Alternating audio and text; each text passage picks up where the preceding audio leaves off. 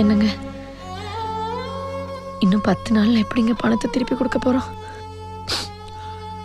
சிவகாமி, கடைசி காலத்துல குடிசையாவது போட்டு தங்கலான்னு சொல்லுவி. அந்த இடத்த வித்தல. இதை நீங்க என்கிட்ட கேட்கணுமா? எவனோ ஒரு எடுபட்ட பையன் நம்ம புள்ள சட்டையை பிடிச்சி தர இழுத்துட்டு போறான். அதை பார்த்துட்டும் இந்த இடம் நமக்கு வேணுமா? வித்துருங்க. சிவகாமி, வேற வழி தெரி.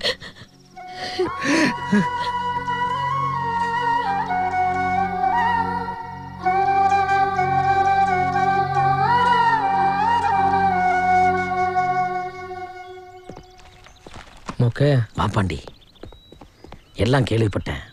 பசங்க சொன்னாங்க. இல்லடா மொக்க, கடங்காரன் திட்டுனது கூட எனக்கு அவமானமா தெரிலடா. ஆனால் வாழ்க்கையில் என்னைக்காவது ஒரு நாளைக்கு சொந்த வீடு கட்டி பார்க்கணுன்னு அம்மா ஆசைப்பட்டாங்கடா. அந்த இடத்த வித்துறன்னு சொல்லும்போது தடுக்க முடியலையான்னு ஒரு மாதிரி இருக்குடா. யாரும் இல்லாமல் 2 தங்கச்சிங்க, அவங்கள எப்படி கரை சேர்க்க? டே, உன்னை விட்டா எனக்கு யாரும் தெரியாதுடா. உன்னை தாண்டா மலை போல நம்பி வந்திருக்கேன். எப்படியாவது உதவி செய்யடா. அதுக்கேண்டா சின்ன பையன் மாதிரி கண்கலங்குறேன். நான் உனக்கு உதவி செய்யறேன்டா. ஆனா ஒண்ணு, எந்த வேலை கொடுத்தா நீ செய்வியா? நீ என்ன சொன்னாலும் செய்யறேன்டா நான். பாண்டி, உன் கடன் அடிச்சு நான் உன்னை வெளிநாட்டுக்கு அனுப்பி வைக்கிறேன். உன் குடும்பத்தை பிரிஞ்சு நீ தனியா 5 வருஷங்க கஷ்டப்படணும். அப்படி கஷ்டப்பட்டேன்னு வச்சுக்கேன், இங்க உன் குடும்பம் ரொம்ப சந்தோஷமா இருக்கும். நான் பார்க்கத்தான் பளபளன்னு இருக்கேன். அங்க போய் குப்பை அள்ளுனேன், பாத்ரூம் கழுவுனேன், சாக்கடை அள்ளுனேன். அந்த கஷ்டமெல்லாம் நீ பட்டினா நீ இந்த மாதிரி பளபளன்னு இருக்கலாம். நீ எந்த கஷ்டப்படுவியா? என் குடும்பத்துக்காக நான் என்ன வேணா கஷ்டப்பட, நீ என்ன வேணா சொல்ற, நான் செய்யறேன்டா. நீ மட்டும் இந்த உதவி செஞ்சுனா வாழ்நாள் முழுக்க உன்னை நான் மறக்க மாட்டேன்டா. இது ஏன்டா நீ உதவி நினைக்கிற? ஃப்ரெண்ட்ஷிப்டா, நம்ம ஃப்ரெண்ட்ஷிப்டா. போனா, நீ என்னமா சொல்ற? எனக்கு கடன் இருக்கு. உங்க அப்பா வீட்டில் போய் காசு வாங்கிட்டு வாங்க சொல்றீங்க. உழைக்க போறேன்னு தானே சொல்றீங்க. தாராளமா போயிட்டு வாங்க. உங்களை எப்போ கல்யாணம் பண்ணிக்கிட்டேனோ இந்த வீட்டில் எனக்கும் பொறுப்பு இருக்கு. எப்போ கிளம்புறீங்க? டேய், நீ ஒத்துக்குவன்னு நினைச்சு கூட பார்க்கலடா. தேங்க்ஸ் ராமா. என்னடா சொல்ற? வெளிநாட்டுக்கெல்லாம் ஒன்றும் போய் சம்பாதிக்க வேண்டாம். உன்னை பிரிஞ்சு எங்களாலாம் இருக்க முடியாதுடா. அம்மா சொல்றது கேளு பாண்டி. இப்பதானே கல்யாணம் ஆச்சு, அதுக்குள்ள அந்த புள்ளைய தனியா விட்டுட்டு போறேன்னு சொல்றிய? அவர் போயிட்டு வரட்டும் மாமா. என்னென்ன அனாதைய காட்டிலே விட்டுட்டு போறாரு. அம்மா மாதிரி இருக்கிற அத்தை கிட்டேயும், அப்பா மாதிரி இருக்கிற உங்ககிட்டயும், தங்கச்சிங்க மாதிரி இருக்கிற இவங்க கிட்டேயும் தானே. வெளிச்சம் கொடுக்குற மெழுகுவத்தியா யாராவது இருக்கணும் இல்லை?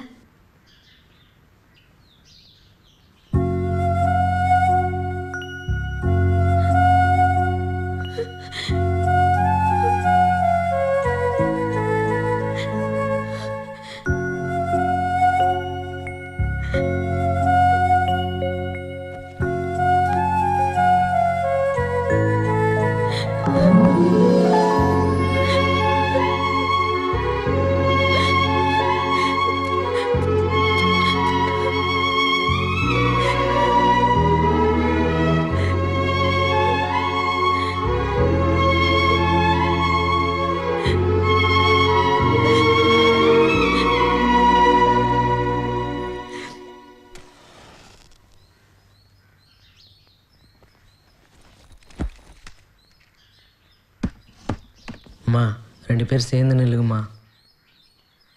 நல்லா இருப்பா. அதான் என் புள்ள கண்காணாத தேசத்துக்கு போறான்.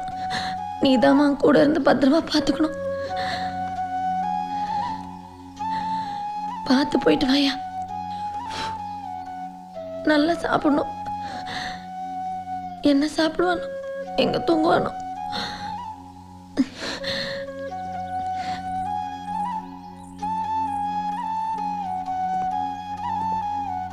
சுமதி, குழந்தை பிறந்த உடனே தகவல் சொல்லுமா? சரிண்ணே. மாப்பிள்ள, நீங்களும் தங்கச்சியும் ஜாக்கிரதையா இருங்க. நான் போயிட்டு வரேன் மாப்பிள்ள. சரி.